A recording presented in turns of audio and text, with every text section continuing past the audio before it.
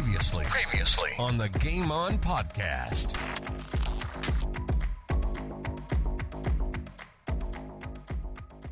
And when you arrived at North Adelaide, you certainly arrived with a bang in 07, Jimmy. You virtually did everything that year. You debuted against Centrals in round one. And Yep. you won the Magarey, Advertiser and Football Budget Player of the Year, Selection Advertiser Team of the Year, and your first of your North's 5 BNFs in a row. So, yeah, it wasn't a bad year, mate. It was a good year. The best part about it, we played in the grand final. Yes. Even though we lost that grand final, I say this all the time, I played in the losing one at Werribee. I'd much rather the experience of losing a grand final than not having tasted it at all. It was an unbelievable build-up, people coming to training, which never happened. It's an exciting time. I still think about the losses a bit. Probably the one at Werribee, we were the best team all year and lost, but I was 20. Thought that was going to happen every year. I don't think we're ever going to beat Centrals in 07, so... Yeah. It's a bit different when you have high expectations, but they're the best team, probably the best team in the SANFL in my time over there, I reckon. Yeah, that's fair. Yep. Yeah, so, you just mentioned all that other stuff, but I reckon, being a first-year player, I slipped under the radar a little bit, and I played with some unbelievably good and experienced players. Like we had Laddams, Uni, Alloway, Motlop, Howard, Spawn, all these guys were genuine guns of the SANFL, and I was just a young kid who sort of rode on their coattails a little bit and cashed in with all the attention they got. So it was an unbelievable year. It was a great move. The best part about it was going to a footy club that was a great footy club and embraced me, and it was like a second family for me. Sportscast SA presents Game On. Game On. South Australians' destination for everything sports. Local, national, and international sports. AFL football, soccer, basketball, golf, baseball, tennis, cricket, and any other sports played in this wide world. And we're going to have a blast doing it. So sit back, relax, and let's do this thing. Welcome to Game On.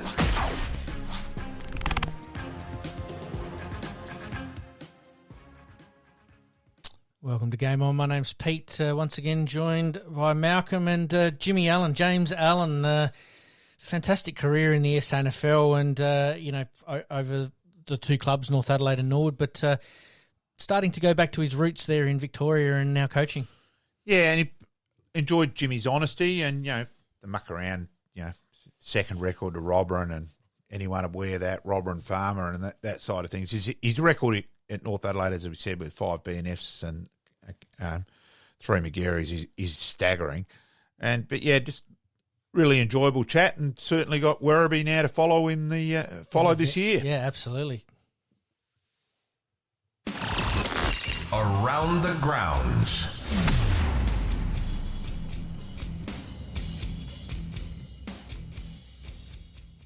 All right, mate. Firstly, welcome Yeah, we got breaking news too. Oh, breaking news. Yeah, Pakistan have just dropped another catch at first slip. Life, death, taxes, Pakistan dropping sitters at first slip. Yep, move on. It's all happening. Yeah. Mate, Happy New Year. First episode for 2024. Looking forward to a very, very good year ahead on our podcast. We've done pretty well in late 2022 and 2023, and I think there's only bigger things to come. But today on Around the Grounds, we're going to talk the basketball, the SANFL South Adelaide, the soccer, Adelaide United, but we're going to kick off with the AFL as per usual. But Mark Keane for Adelaide, looking for a big 2024 after a full pre-season, should certainly help. Oh, and with the injuries in their background and losing Duday, he's going to get opportunity, no doubt about that whatsoever.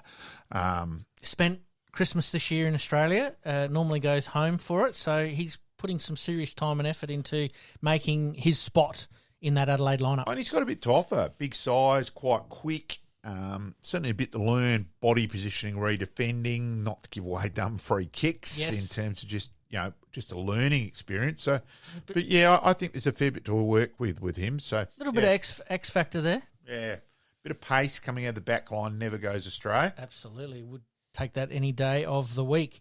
Port Adelaide, Travis Boak could become the first Port Adelaide AFL player to play 350 games. Fantastic achievement. Oh, he's been a stalwart for Port Adelaide. Quite incredible too, where, comes over here. And Geelong tried to poach him back. Yeah, and look, surprise, where Selwood fell in the draft and Boakes, he's ended up outlasting Joel Selwood. Pretty incredible. He's been a remarkable player and just leader, statesman of the club. And, something I think was held in enormous respect. Obviously went through a lot as a kid as well. Yep.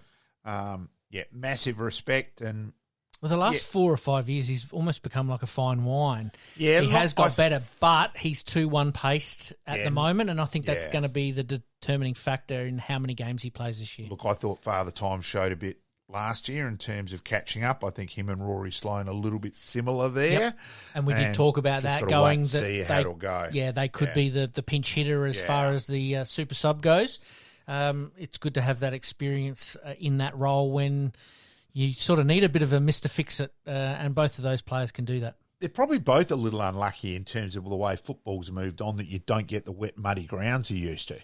Now, if they were still around, I've got no doubt the two of them would both get used far more. Yep. So, yeah. We move on. Sam Mitchell, trip to New York, didn't exactly go to plan, ending up in hospital with a pneumonia. Yeah, a bit of an eventful trip. It was. You'd want to make sure you'd paid your insurance before you went to America, otherwise you could have been in real trouble. Yes, I spent a couple of years there, and yes, luckily I was looked after as far as all that stuff goes. But you're right, you definitely want to be on the right track when it comes to the medical insurance. But all being well at the moment, currently out of hospital and waiting basically until he's a little bit better before he returns to Australia. Yeah, wish him all the best. Absolutely. Bit of a scare there anyway. And to finish us off on the AFL today, Roughhead to depart St Kilda effectively immediately. Could he end up back at Hawthorn? Could it be a case of getting the old band back together?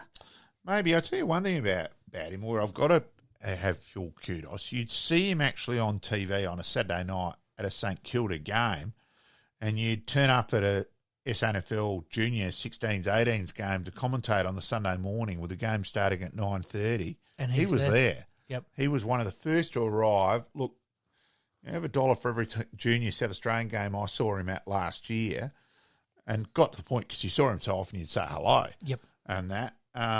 You're retiring and we're going on holiday. Yeah, well, you certainly couldn't question his time and commitment. Yep. Yeah. Going to be interesting to see how that one plays out. It would be advantageous to have him at the Crows, but anyway. Yeah, see what happens. Absolutely. All right, mate, we move on to the cricket.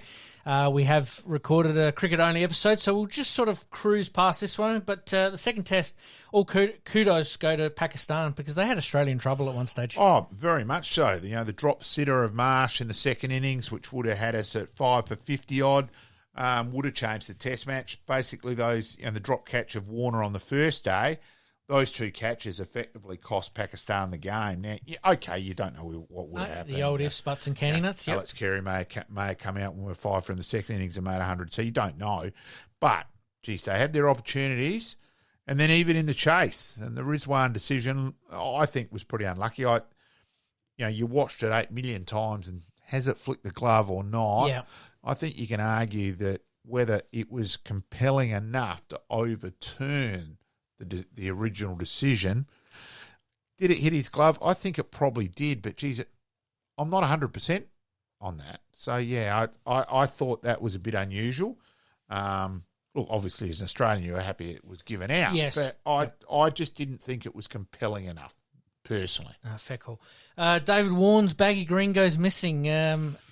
Classic comment made by Chappelle Corby there about good luck with that one, Qantas. Yes. But it's amazing that a piece of memorabilia like that goes missing just before he's due to retire. Yeah, pretty disappointing, the Qantas bit with the black spots on terms of our filming and all that. Well, hang on, what are we all paying money for? And it's not a good look for Qantas either. Look, yes, he should have had it with him. Yeah, you're leaving something which is as valuable as that is unguarded. Look, I just hope it turns up. I was hoping it would have turned up by now. Yep, me too. Yeah. Just going back to the second test briefly, the comments by the Pakistan coach, what were your thoughts on that? Because I was left shaking my head and I just couldn't understand it. bizarre. Absolutely bizarre. Yeah, you just swallow your pride. Say we had our opportunities. You can say we've probably only got ourselves to blame. That's fine, but not we've played the better cricket. No, your team made the mistakes. Yep. Certainly could have been phrased far better. Whether that's English possibly translation. English, and that side of things. But yeah, it came across as a poor dummy spit, basically. A little bit like England claiming the moral victory. Yeah.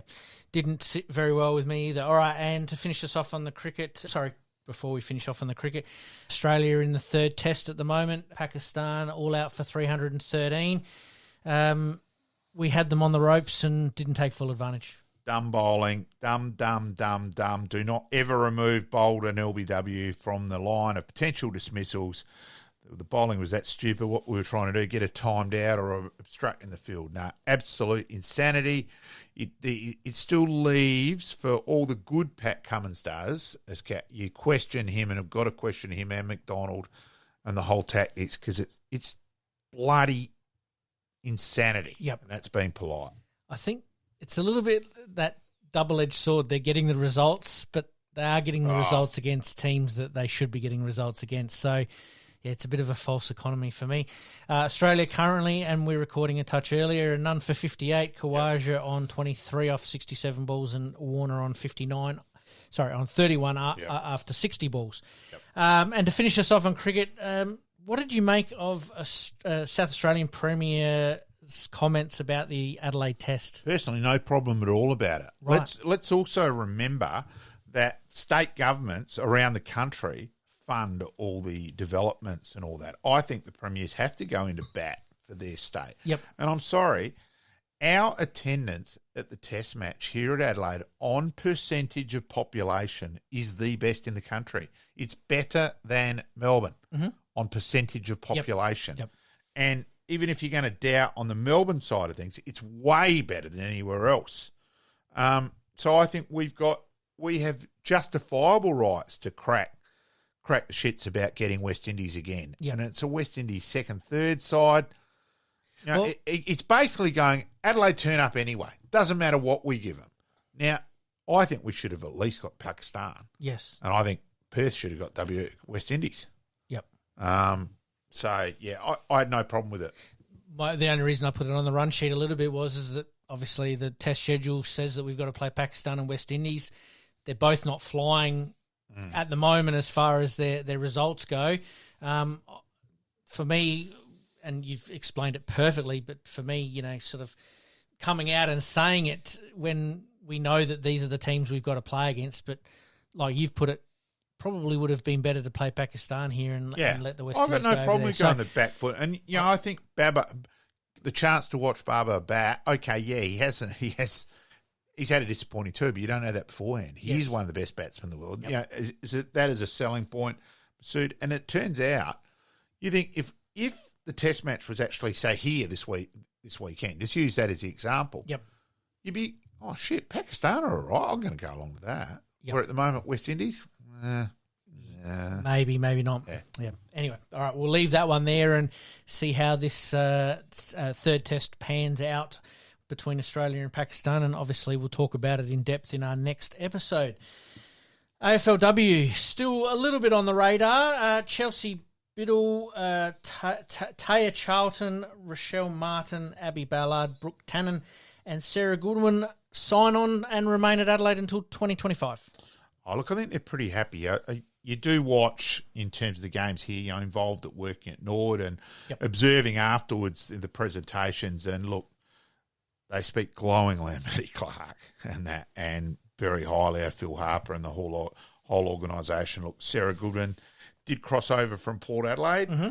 Her ankle did happen to play for Adelaide Uni, so I regularly chat, and let's just say the Goodwin family are very, very, very happy that she is at Adelaide. She's in the tricolours, Leave it at that. Yeah, fair call.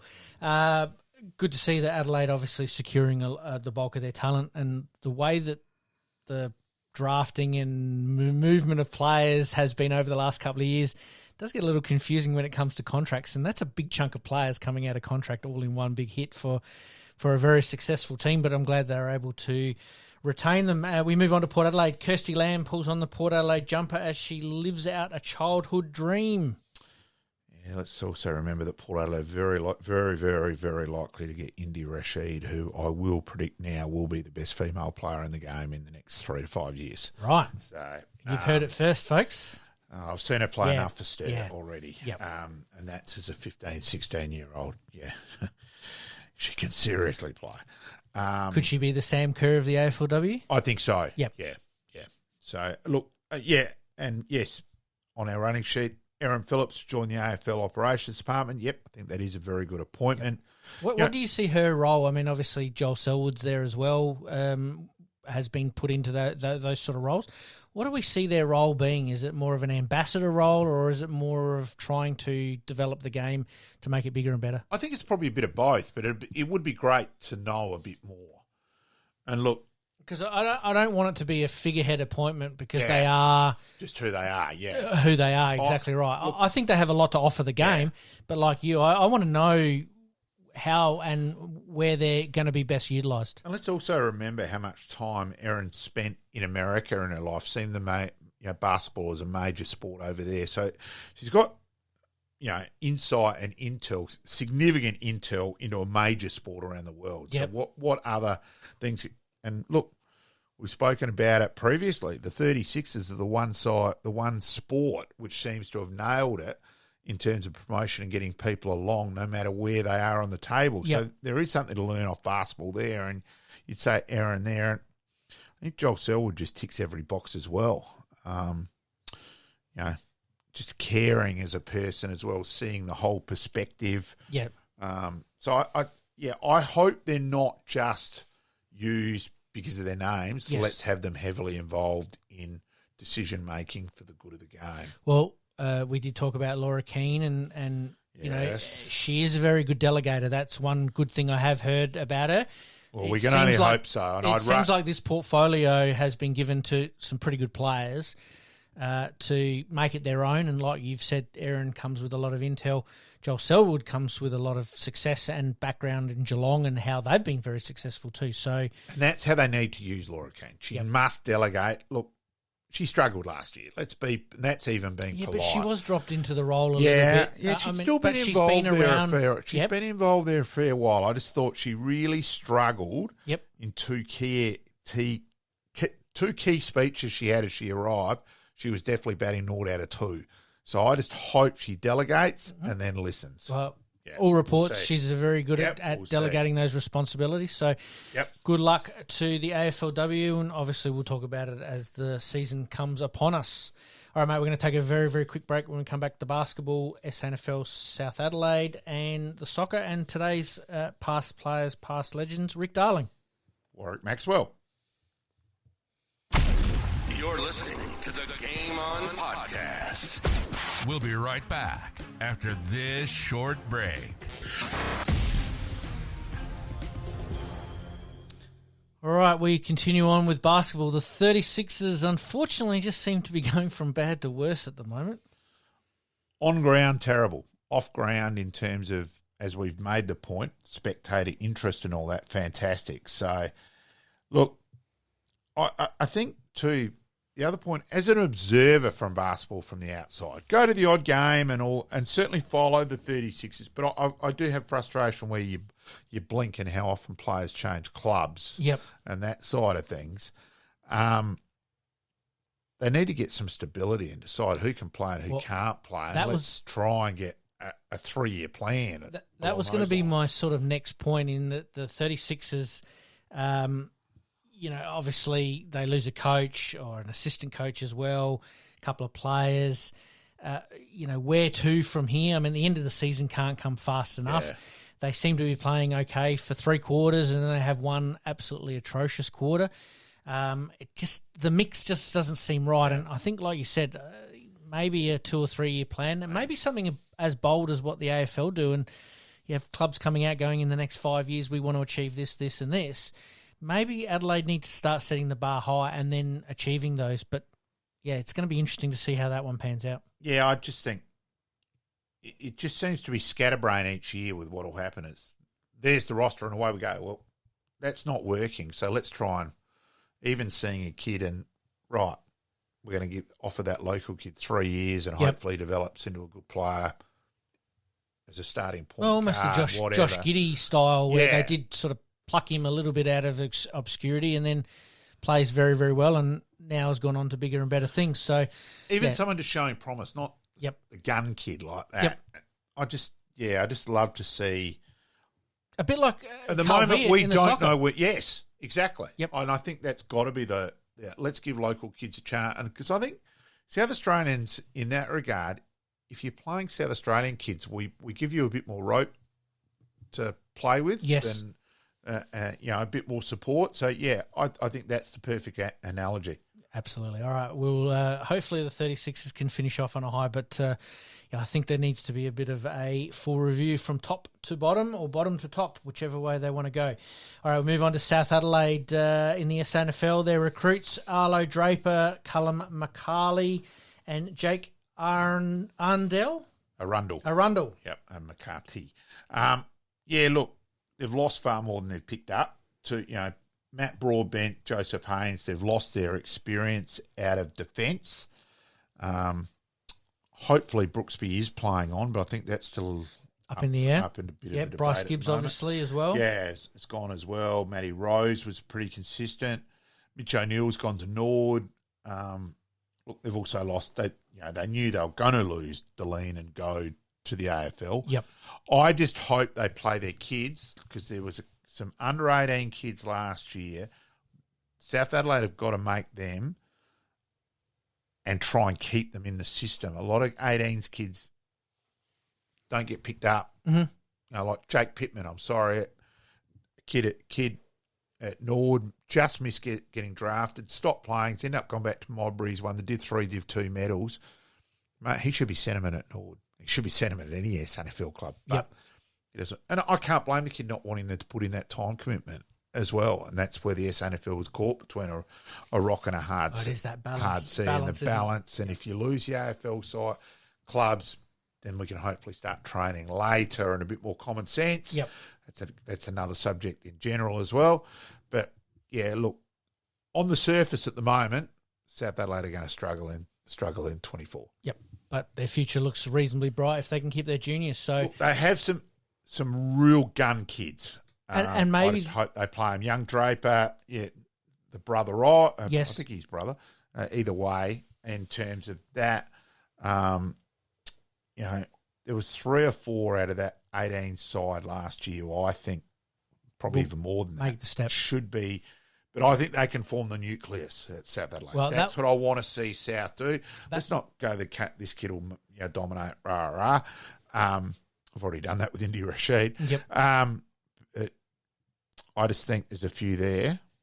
Well, that's what I was going to say. And that's someone who watches a lot of 18s. That's what I was going to say. Does it look like South Adelaide are sort of resetting a little bit? They've obviously lost a lot of experience. They're trying to get a nucleus of good young players to stay together over a period of time for sustained success. Short-term pain, long-term gain. Fine line between pleasure and pain, especially at South Adelaide. Yeah. All right, mate, we move on to the soccer. Adelaide United, their last 2 games of 2023 didn't exactly go as planned, but they won one and lost one, defeating Newcastle 3-1, but losing to Victory 2-0. Yeah, the dam was waiting to burst against Melbourne Victory, and unfortunately it did. I was hoping we were going to hang on to get the 0-0 draw. Yep. At halftime, it looked okay-ish. Yeah. But then you're right, the dam will break. And the number of shots, on goal and all that sort of thing, So a little disappointing. Wellington this week, a couple of games at High Marsh. Let's see how we go. Wellington at High Marsh this weekend and MacArthur coming up as well. Just starting to lose. It's a top 6 in soccer, though. So just starting to lose touch with it a little bit. Yeah, just hope. But the next 2 weeks are probably going to sort that out. Yeah, hopefully. Look, if they can end up sitting 6 at the end of the minor round and hit the form at that time, who knows? And at the moment, I think the transfer window is just about to open, so they're hoping for another striker to replace Goodwin. They didn't quite get the job done in the first transfer window, so it'll be very interesting to see how that one plays out. All right, mate, we're going to take a very, very quick break. When we come back, we've got past player, past legend, Rick Darling. We did record this one a little bit earlier, so it'll be part 1 of 2 because it was a long episode for the simple reason that he is one of very few that have won 2 Sheffield Shields. And been a selector in another. So, yeah, and as we covered on the episode, on Tuesday, January 16, so the night before the Test match, Rick is guest speaker at Adelaide Lutheran Footy Club on South Terrace, West Terrace, on the corner. Real country sort of feel of a club in the country. No cost to get in, folks. Can't very often say that at a function. Free of charge. Yeah. Everyone is welcome. There'll be a barbie, cheap bar prices. Hear John Harms interview Rick and hopefully be involved a bit there as well. Come along, buy Rick's book, and everyone's welcome on the night. And love to see you come along. Hopefully, I'm offering to be Pete's taxi that night, so hopefully get Pete along as well. Absolutely. So, yeah, yep. Sounds like a plan, mate. As you said, good cheap night out and listening to some good guest speakers. But and we've got Rick Warner coming is out. Warner is out. When we come back after the break, Rick Darling. Liking this podcast? Please like, rate, and subscribe.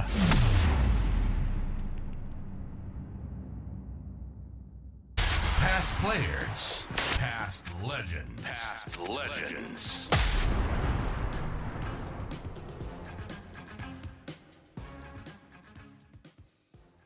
Tonight, we're pleased to welcome Rick Darling to the show. 98 first cast games, 5,554 runs, average of 35, 14 test matches, 697 runs with a high score of 91, average of 26, gun cover fielder as well. Grew up at Ramco, the dashing blonde-haired bombshell. Welcome aboard, Rick.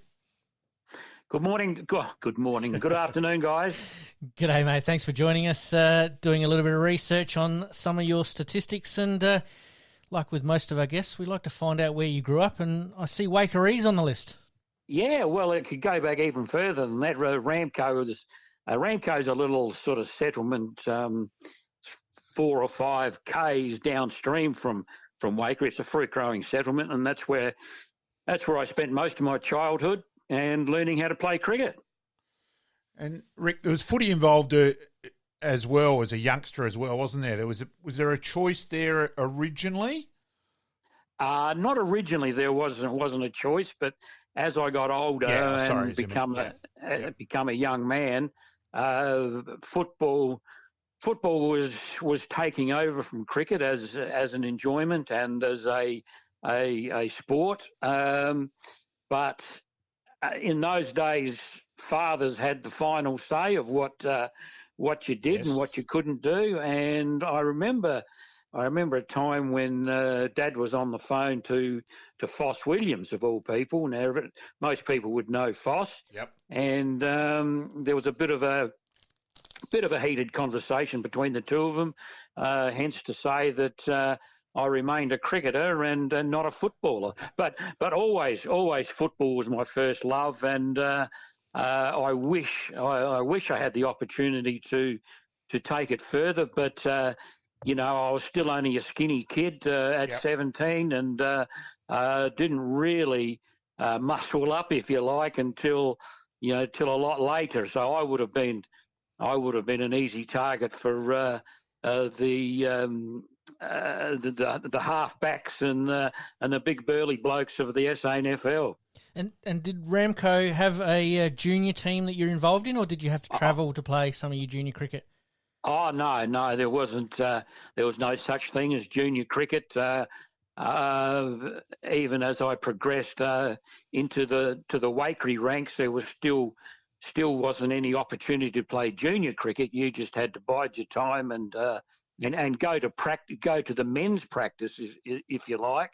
Yep. And try and work out with them. And look, if they were short or they thought you were good enough, you would get a game. So, but yeah, unfortunately, unlike my city friends and so on, there was nothing at all to to keep you interested, if you like, in cricket until you started playing with the men. Of course, then you moved down to Salisbury.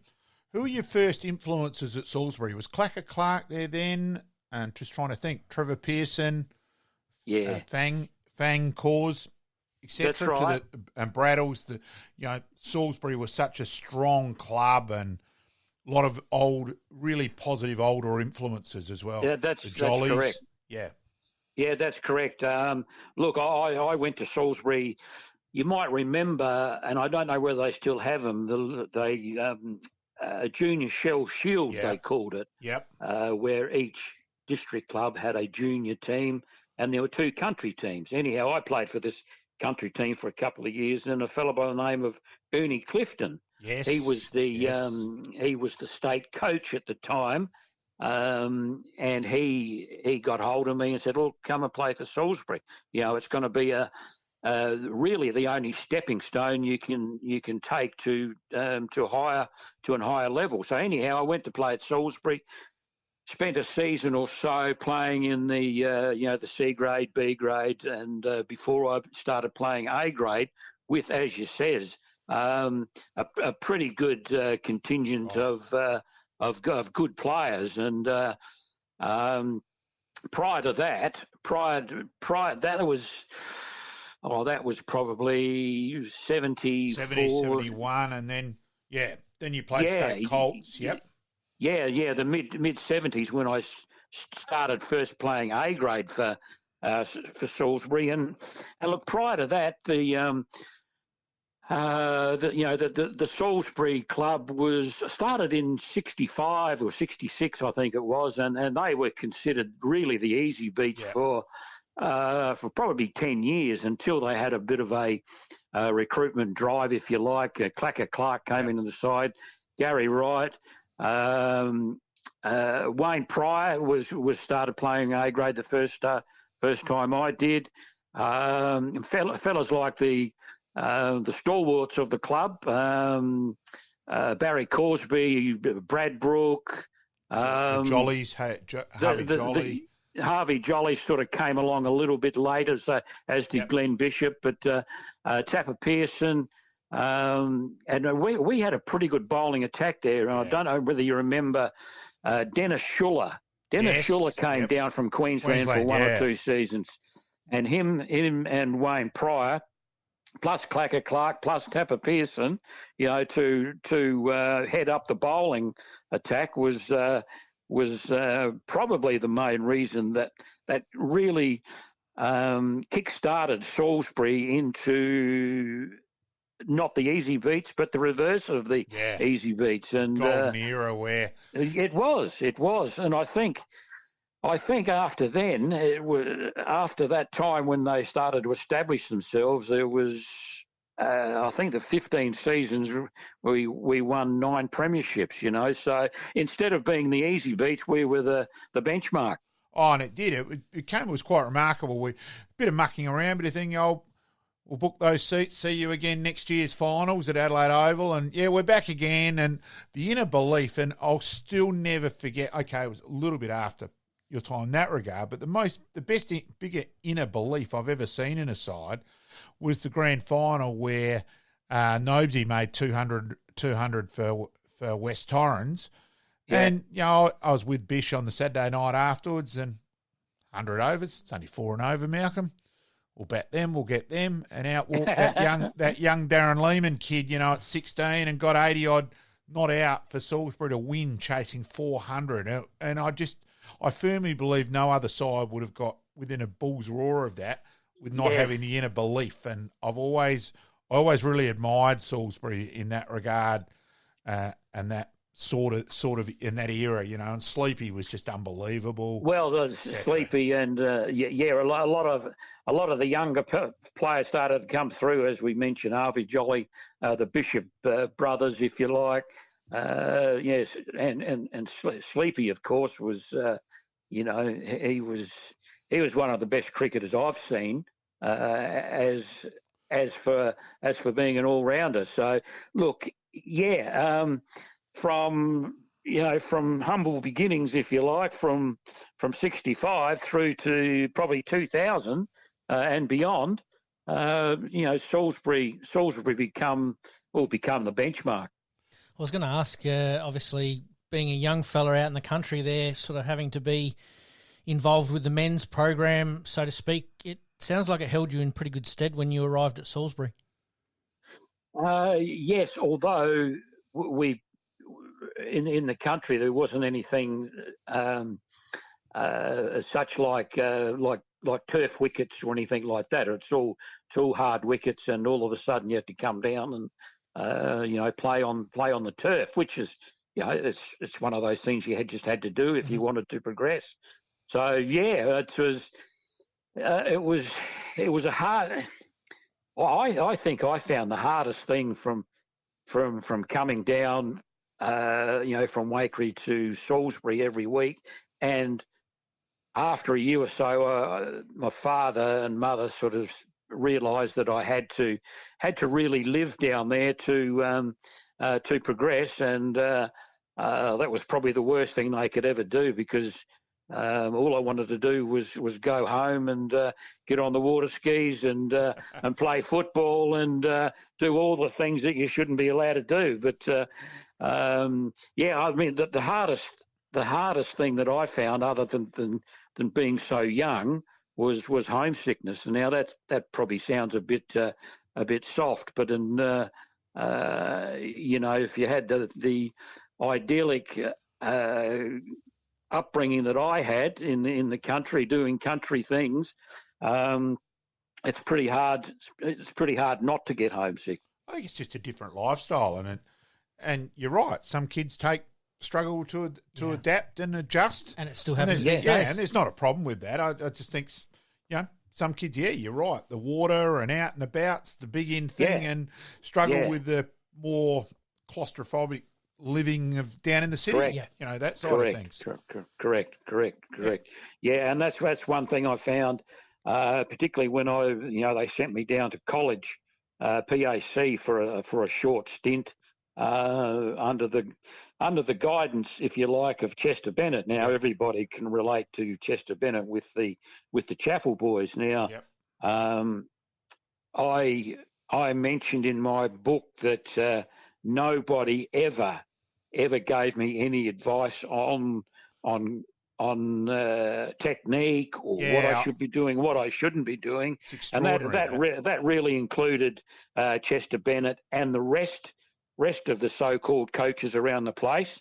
That nobody, apart from being a practice captain or practice captains, nobody has really passed on any of their knowledge or any of their what's the word? Any expertise, any sort advice, of thing. if you like. Yeah, I found that extraordinary reading your book, Rick, and I was going to bring that up a little bit later. And even now, as we said, there was you and I at that game down at West Torrens, and ironically, you'd said to Hags, and then I said it to Hags 2 minutes later about where Drew's grip's gone wrong, and you come back and go, what in the hell? Where's the coaching?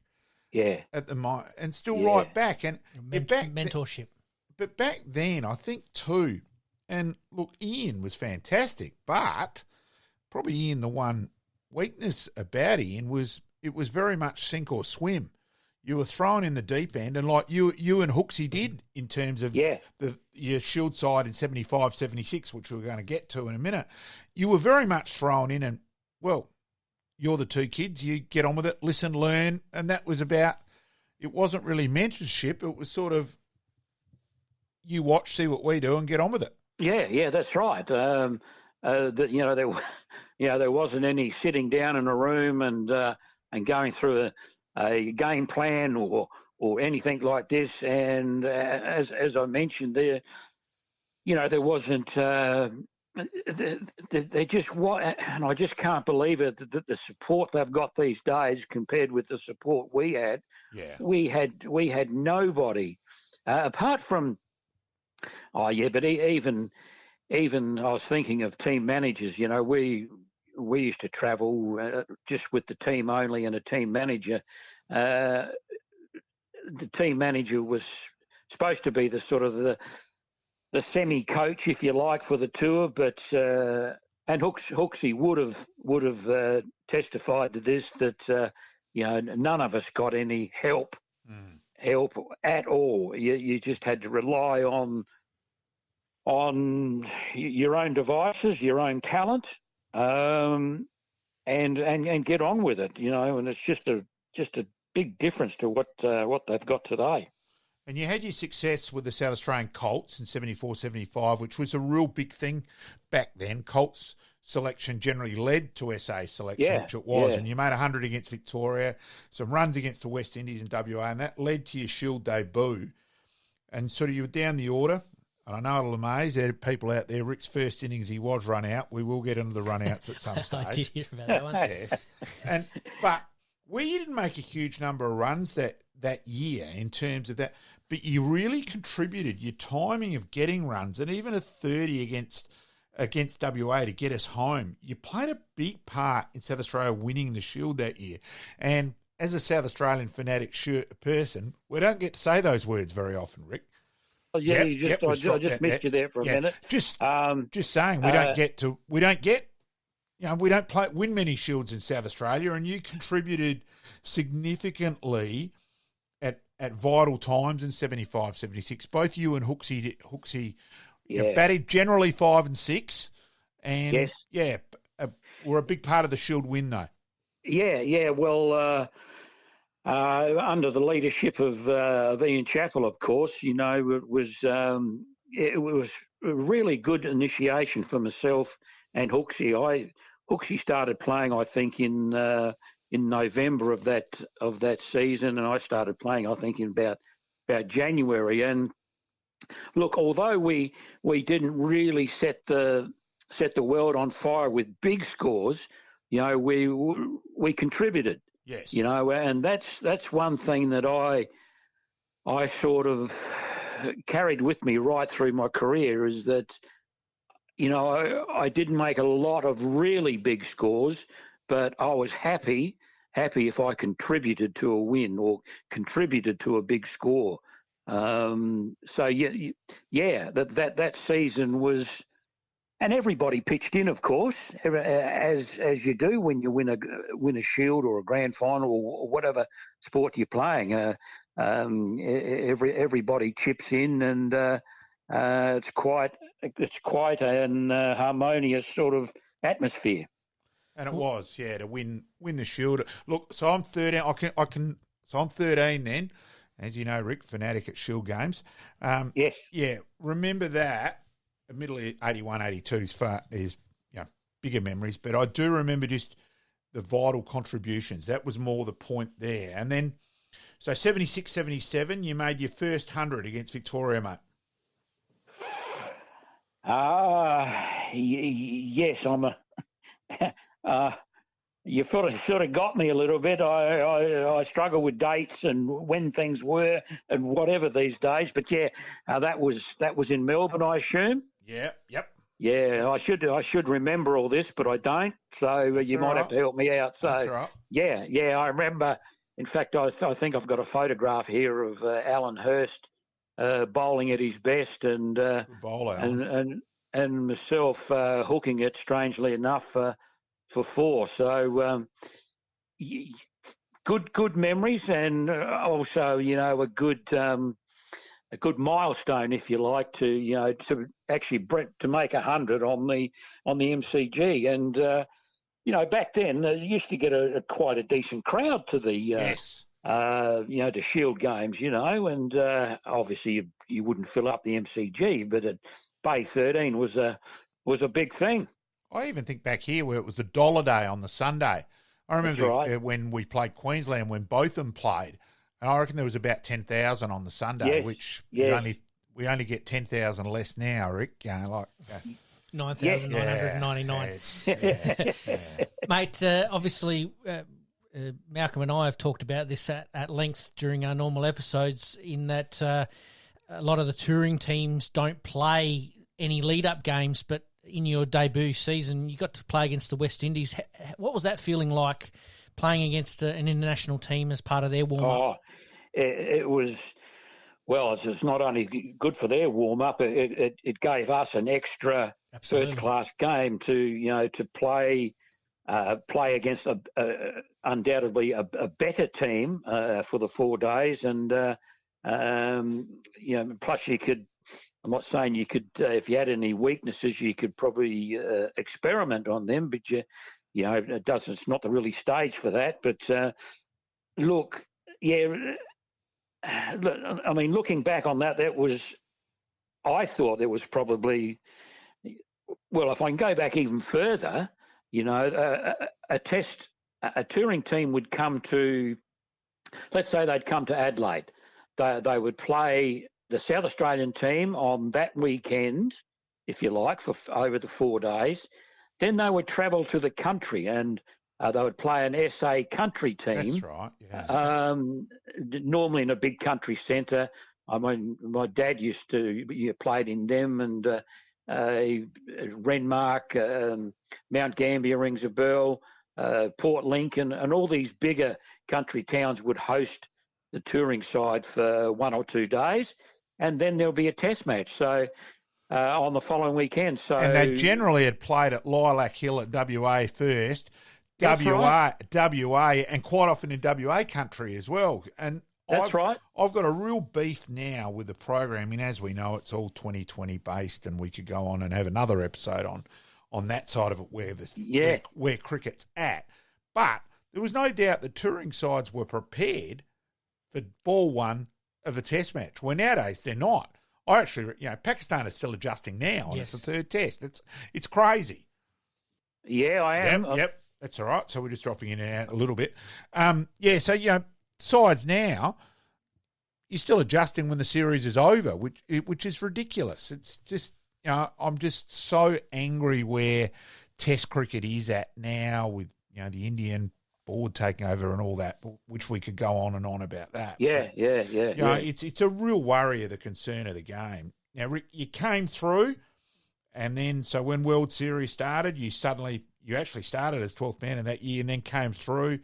That's right. Made it runs against WA, making 100, then 100 against Tasmania in a one-day game to put your name about. So you were picked for the test match here to open with Graham Wood. Wood was 21, you were 20. Yes. And you did very well in that game. You put on 89 for the first wicket, best opening partnership of the series. You made 65 and then 56. And I reckon, too, people forget that test match was a 6-day test match, too, which was very unusual. It went through. Oh. Tomo got injured, did his hammy, and Clark from WA, and Ian Mad Dog Callan. That was the only test match he played. Yeah. And we came through and we won it on that extra day. 6 days. So, you got me there. I didn't realise. Warwick Maxwell. I do help occasionally. So I didn't realise that was a 6-dayer. But okay. And it was a great game. It fluctuated back and forth. Gavaskar playing, etc. And Bobby Simpson.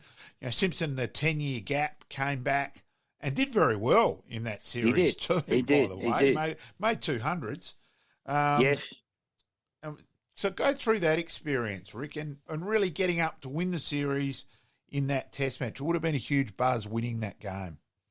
Well, it was because that was just not only my first test match, it was my initiation, if you like, to the next level.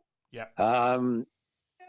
Plus the fact it was an exciting time because we not only won the test in the next 2 or 3 days, we had to jet off to the West Indies, which was another great experience for me, for a country lad who's never been outside of the state.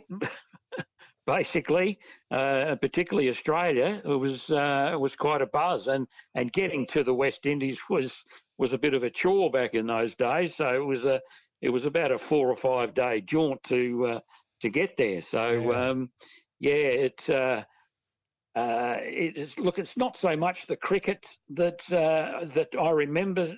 It's more the it's more the events that happen around the cricket and the camaraderie. And in fact, on the back of my book, it's words to the effect that Bobby Simpson quoted years ago. I think it was in the West Indies.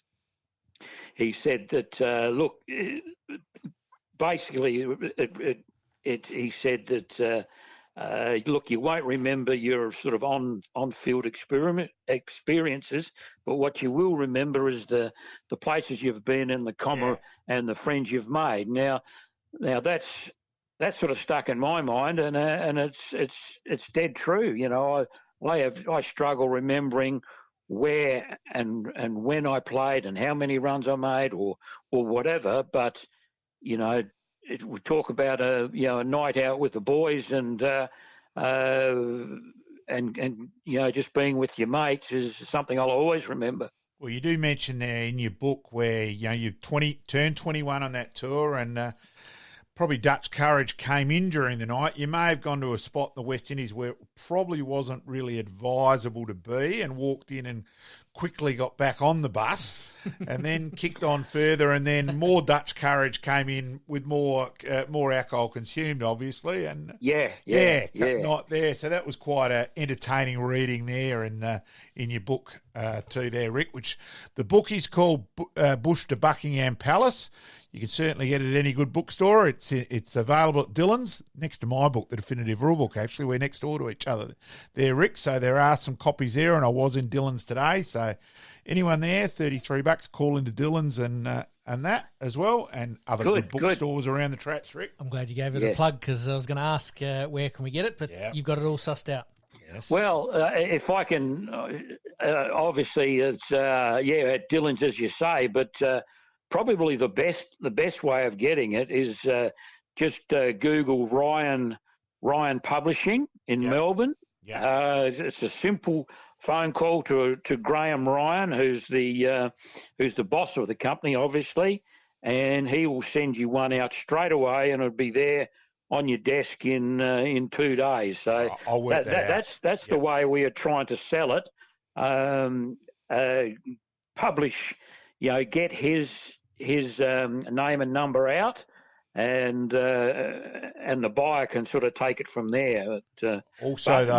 Rick is a guest speaker at a function. We will put this on our page as well, Pete, on the Test match on the Tuesday before the Test match starting on the Wednesday.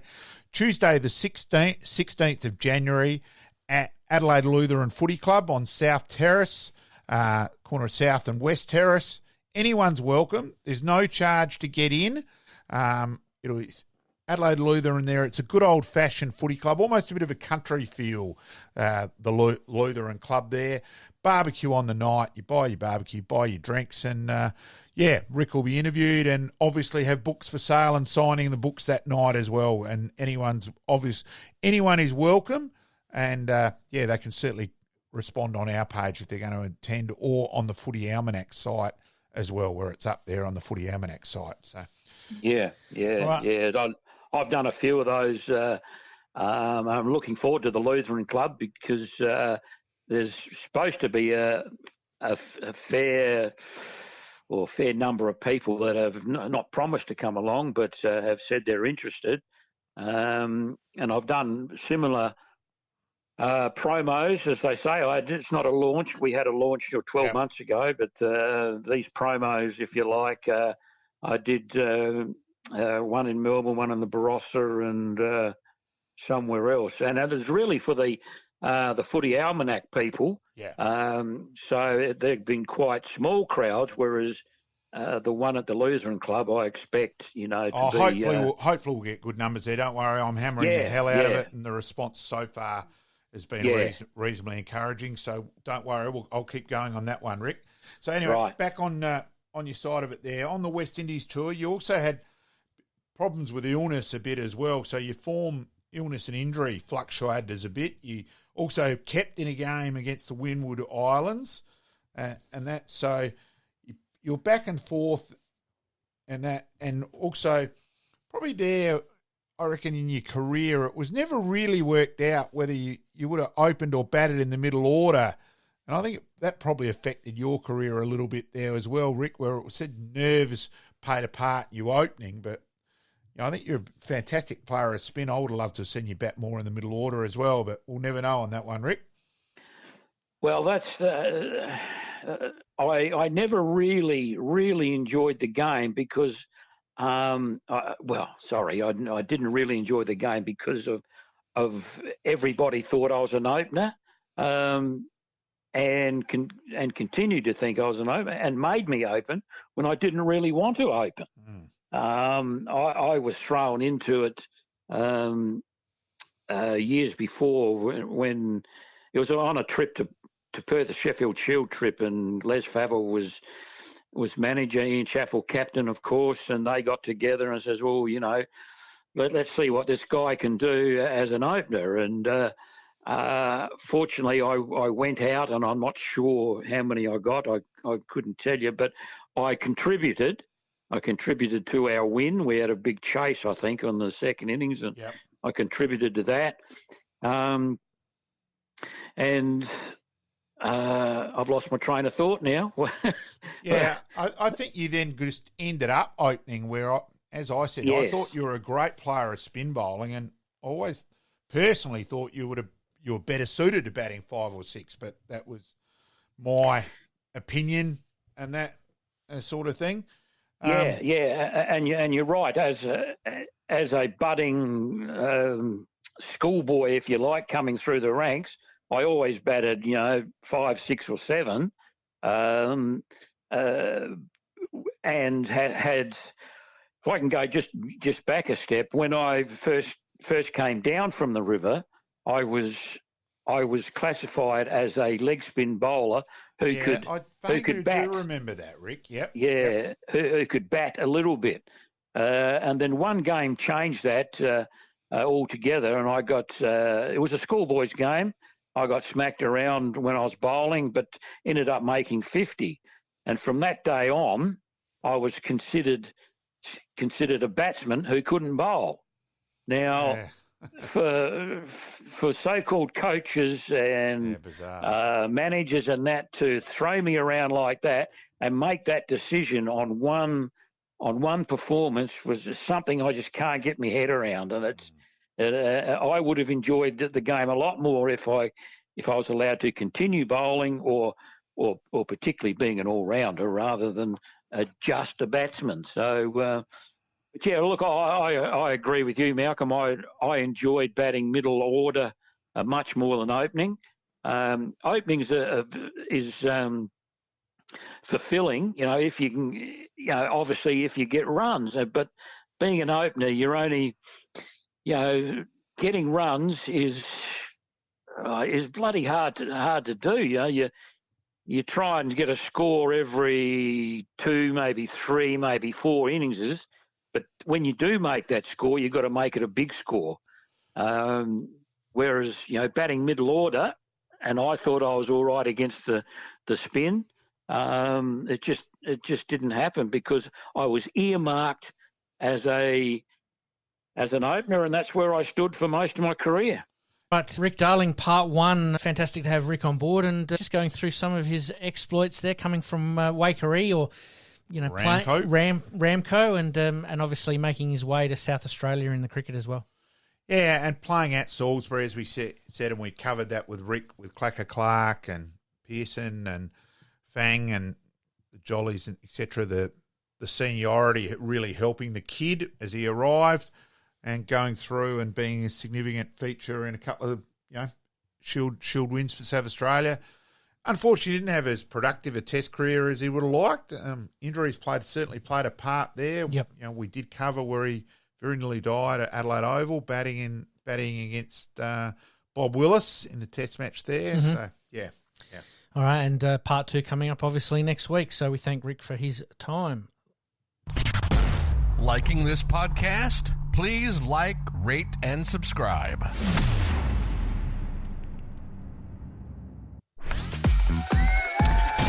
Happy days.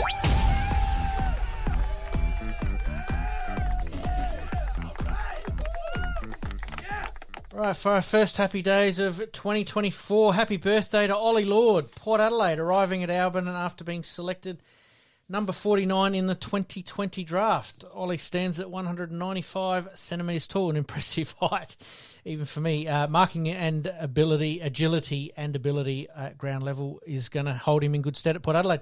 I think it's going to be a lot of clubs regretting that he fell to 49. Absolutely. Still adding bulk to his frame. He's got a lot to offer. Absolutely. Lord continues his development, obviously playing 12 games in 2023. So starting to show his wares, and obviously with Lysette retiring, he's going to get more of an opportunity.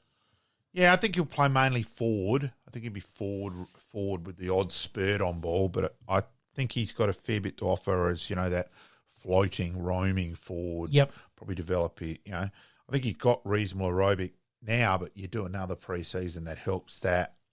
The kid's got a lot to offer. Absolutely. It probably helps Dixon out a little bit as well. It gives them a little bit more flexibility when it comes to him as well. So happy birthday this week to Ollie Lord. All right, we move on to cricket. Australian cricket spin bowler Hugh Trumbull dismisses England batsman Arthur Jones, John Gunn and Sydney Barnes in successive balls to complete his second test rout by 229 runs in Melbourne. Now, this was back in 1902. Yeah, I missed that one just by a couple of weeks, so apologies there. But it was the first of his two hat-tricks. Yeah. Look, it's a fair record overall too, just quietly, Hugh Trumbull. So, 2 test hat-tricks. As we hear Damien Fleming always mention on Shane Warne dropping the catch here, which cost him his second test hat-trick. So, but 2 test hat-tricks, incredible. Thought we'd chuck that one in there, mate. I know you love when I dig up some cricket history, and especially from a fair way back as well. We move on to tennis. Obviously, tennis is going to be in the news over the next couple of weeks, but in 1976 Australian Open men's All-Australian final, Mark Edmondson defeats John Newcombe 6-7, 6-3, 7-6, 6-1 for his first and only Grand Slam title. He sort of arrived then and departed nearly as quick, and, it was obviously the end of John Newcombe's right at the end of his career, but I think we thought after Newcombe had won the first set, probably go on with it. The old boy here is just going to be too smart. The third set tiebreaker, he lost that and then fell away dramatically in the fourth set.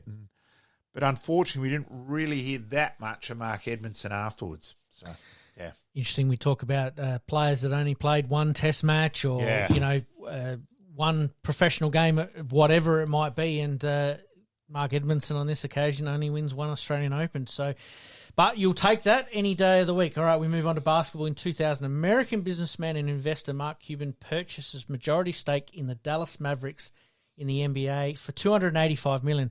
I haven't checked what it's worth these days, but it's worth a hell of a lot more than $285 million. You still just shake your head in bewilderment at the figures.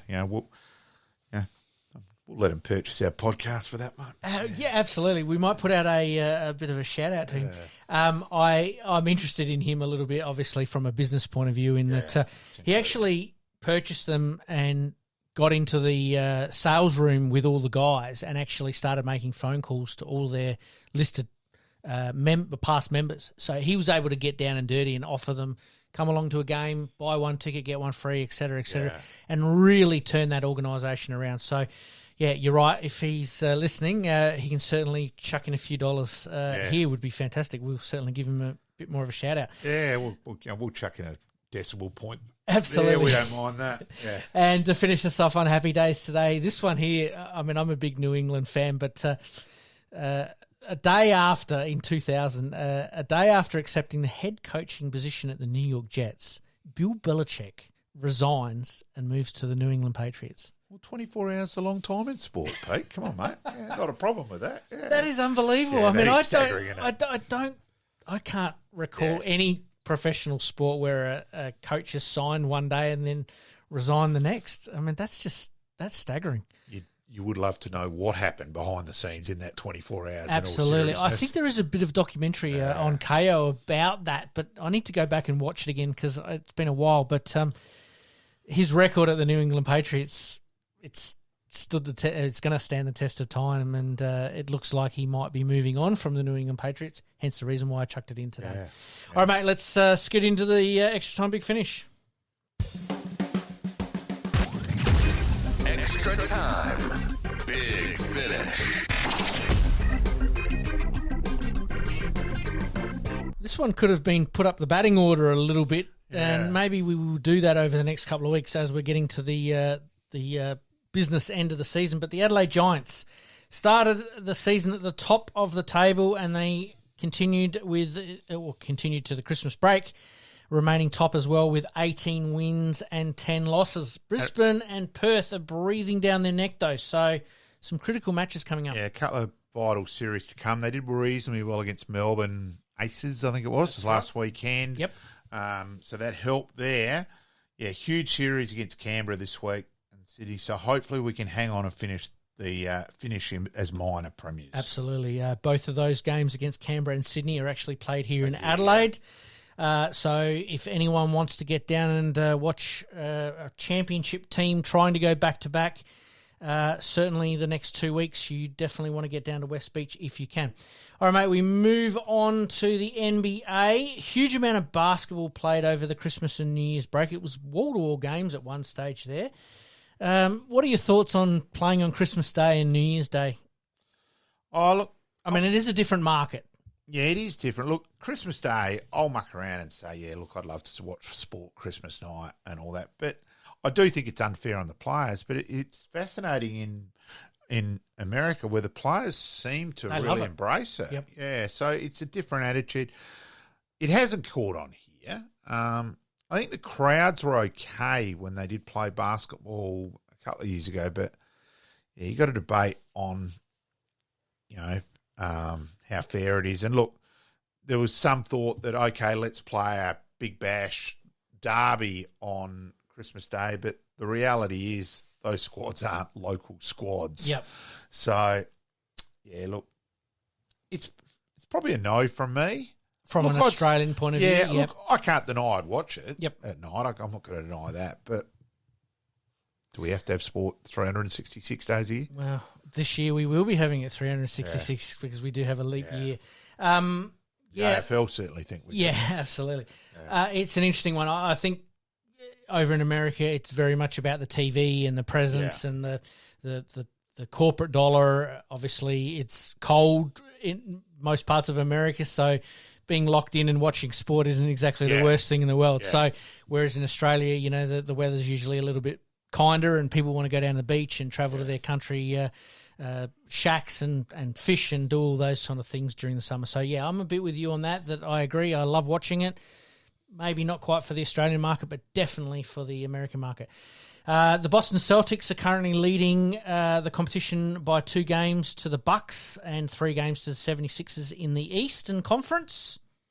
Interesting there. And Minnesota are leading the competition by 1 game to the Thunder and 1.5 games to the Nuggets in the West. So it's going to be an interesting finish to the NBA season, that's for sure.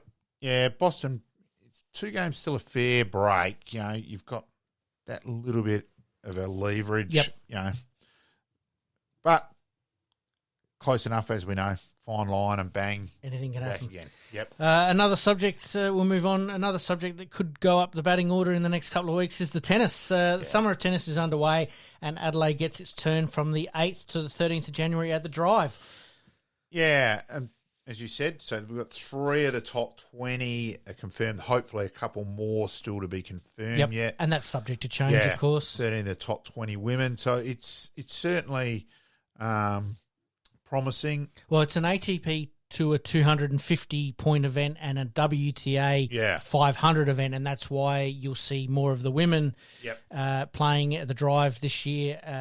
More of the top 20 women playing at the Drive because they're obviously trying to secure as many points as possible, whereas the men is a 250, so it's a little bit less as far as that goes. Yeah. But still some names that will come through over the next couple of days, and we'll talk about them next week as well. Nadal makes a pretty sharp return to his to the court after 11 months of absence.